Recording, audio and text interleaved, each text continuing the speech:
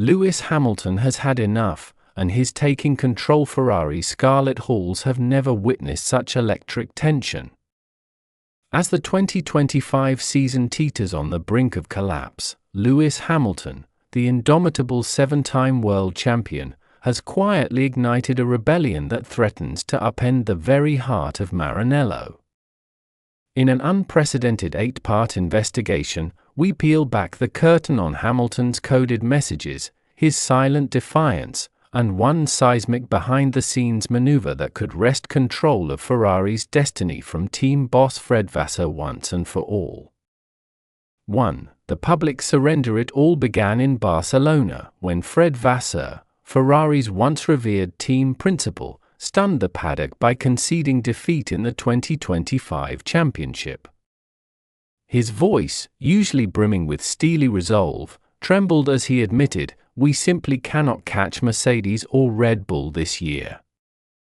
The admission rippled like a shockwave through the team. Mechanics exchanged anxious glances, aerodynamicists stared at wind tunnel readouts in stunned silence, and drivers bristled at the defeatism emanating from the pit wall. Yet none were more incensed than Hamilton, who had poured his soul into every lap, every data analysis session, every night-long debrief. To hear Vasseur publicly give up felt like a dagger through the heart of their shared ambition. In that moment, Hamilton vowed to reclaim Ferrari's fighting spirit, by any means necessary. 2. The ignored radio. From Silverstone to Monza, Hamilton's calls for feedback fell eerily unanswered. During qualifying in Hungary, his headset crackled with the usual barrage of technical jargon, but when Hamilton asked for crucial tire pressure data, the silence was deafening. Without cadence, without clarity, he was left to chase grip in the gloom of guesswork. Team engineers, eyes cast downward, muttered apologies. Somewhere in the garage, a single engineer quietly shook her head, as if signaling, "We can't help you anymore." Hamilton's frustration smoldered beneath his mask. Over the radio, he began to mask his ire in innocuous code words. "The butterfly is flapping," he'd say, meaning "I need downforce feedback," or "the rose has thorns," when the understeer at corner exit threatened to betray him. These subtle phrases became his secret language, a siren song meant to jolt the team awake. 3. The coded messages. Unbeknownst to Vasseur, Hamilton's coded chatter spread like wildfire through the factory. Mechanics embroidered the phrases on sticky notes, engineers scribbled them into simulation notebooks, and even junior strategists whispered them during pit-stop drills. The butterfly, they'd smile, exchanging knowing glances. This clandestine lexicon forged a clandestine alliance. The team was rallying behind Hamilton, even if their nominal boss had given up. When Hamilton spoke of spreading the petals wider, he meant we need broader front wing adjustments. When he sighed, "The stem is breaking," it signaled the chassis balance is off. Each metaphor wove a tapestry of rebellion, drawing a stark line between those loyal to Vasseur's public defeatism and those yearning for Hamilton's resolute leadership. 4. The secret engineering meetings. Behind the locked doors of Building 42, a series of covert gatherings began. Led by Hamilton's trusted confidant, Chief Engineer Enzo Ricci, these midnight sessions convened a select cadre of aerodynamics specialists, suspension gurus, and data analysts. Vasseur's calendar, miraculously unmarked for that hour, never registered a meeting because he was never invited. Under flickering fluorescent lights, blueprints were torn into, CFD models dissected, spring rate charts redrawn. "We're rewriting the SF25's DNA," Ricci declared, voice resonant with fervor. There, in hushed tones, the group plotted a radical front-wing redesign, a re-engineered pushrod geometry, and a daring tire pressure matrix, all aimed at vanquishing the understeer that had tormented Hamilton since his move from Mercedes. 5. The one shocking move, but the coup de grace came in the form of a single, audacious act.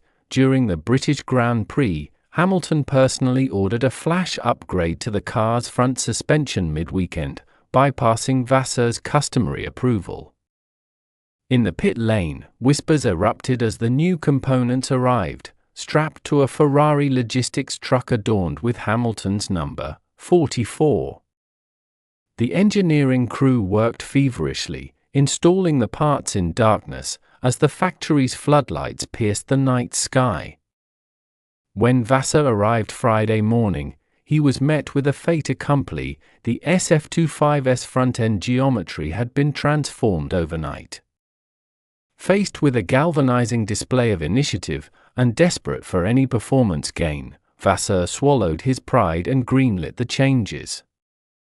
Hamilton, ever the diplomat, thanked Vasseur publicly for his swift decision, even as the tide inside Maranello unmistakably shifted. 6. The power play unveiled. News of Hamilton's unilateral upgrade rippled through the broader F1 community. Rivals gasped at Ferrari's internal schism, pundits scrambled for theories, social media exploded with speculation. Had the driver, not the team principal, become Ferrari's de facto leader? In the paddock's underbelly, murmurs arose: Hamilton controls the upgrades now. The message was clear: Ferrari's power dynamics had been upended, and Hamilton was in the driver's seat, both literally and figuratively. 7. Vasseur's diminishing authority. In the days that followed, Vasseur's voice grew surprisingly muted.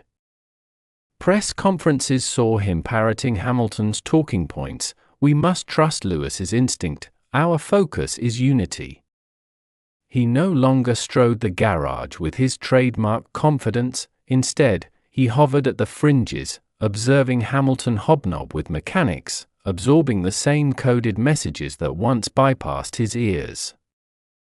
Insiders report Vasseur's office door, once emblazoned with his name, now stayed ominously ajar, a silent testament to his eroding command. 8. A new era dawns as the 2025 season hurtles toward its finale. Ferrari stands at a crossroads. One path leads to despair, echoing Vasseur's earlier concession; the other, illuminated by Hamilton's steely determination, promises redemption.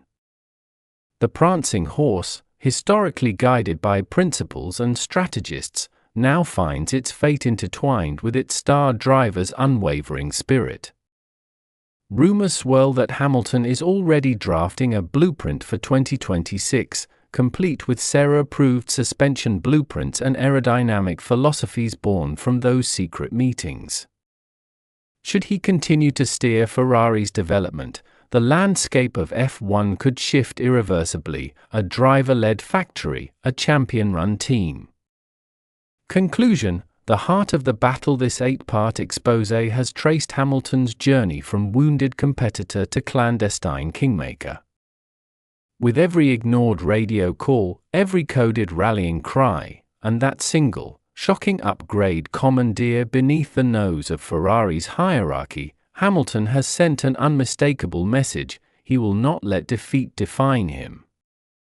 Whether Fred Vasseur can reclaim his seat of power or will be relegated to a footnote in the annals of Ferrari's storied legacy hangs in the balance. In the hallowed halls of Maranello, whispers of revolution swirl alongside the red paint. The chasm between team boss and driver has never seemed wider, nor more charged with possibility. As Hamilton's silent insurrection gathers steam, one question looms large: can any fortress withstand the will of its greatest champion?